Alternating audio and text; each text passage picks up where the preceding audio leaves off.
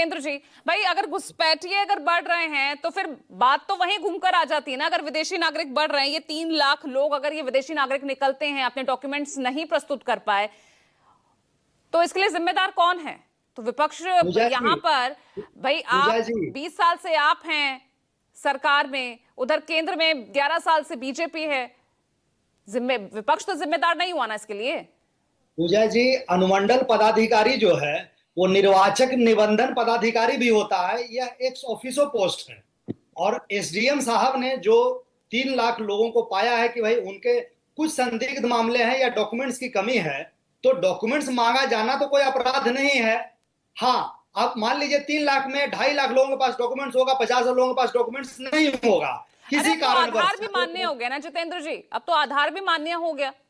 तो फिर क्या समस्या आ रही है लोगों को, और प्रतिपक्ष के प्रवक्ताओं के पेट में दर्द क्यों हो रहा है? अगर मांगा गया कागज और उनके पास कागज है, इस बात का प्रमाण है, तो उसको प्रस्तुत करने में क्या दिक्कत है? हमारे जो सरकारी पदाधिकारी एसडीएम रैंक के हैं या जो बीएलओ है, उसको कॉपरेट करने में क्या दिक्कत आ रही है? सुप्रीम कोर्ट ने सभी सभी राजनीतिक दलों को फटकार लगाई। सभी राजनीतिक दलों को, चाहे वो प्रतिपक्ष के हों चाहे पक्ष के हों, सत्ता पक्ष में बैठे हुए लोग हों, उनको कहा कि आप अपने बूथ लेवल एजेंट जो बनाए हैं उनको सहयोग करने की बात कही है।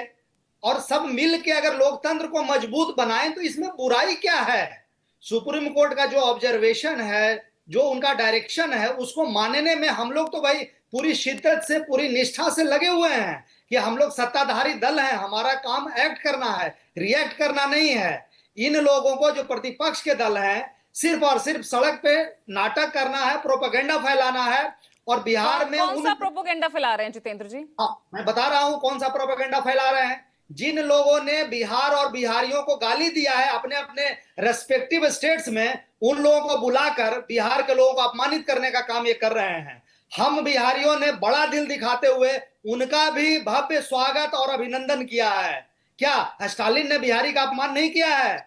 क्या दयानिधि मारन ने अपमान नहीं किया है? किसने अपमान नहीं किया? जो गलत सलत बात करते हैं बिहारियों के प्रति, रेवंत रेड्डी ने अपमान नहीं किया है? उन सबको बिहार में बुला के बिहार की सड़कों पे अराजक वातावरण बना रहे हैं राहुल गांधी जी। और टाइटल चोरी कर रहे हैं जननायक का। तेजस्वी जी हो चाहे राहुल गांधी हो, पप्पू यादव जी अपने बेटा को सेट करने के लिए इन लोगों के तलवे चाट रहे हैं और चाटुकारिता पे उतर आए हैं। यह राजनीति का इतना लेवल गिर जाएगा हम लोगों ने कभी नहीं सोचा था। और जननायक जिन्होंने जीवन भर कष्ट किया, बिहार में आरक्षण को लागू किया, कर्पूरी फार्मूला को लागू किया, और जिसके लिए उनको भादी भादी गालियां मिली अपने टाइम में, और सिर्फ उन्होंने दलित, बैकवर्ड, पिछड़े और गरीब गुरबा की नहीं, अगड़ों की भी बात उन्होंने की। गरीब अगड़ों को भी रिजर्वेशन की पूजा जी। बात कर्पूरी ठाकुर जी ने किया है।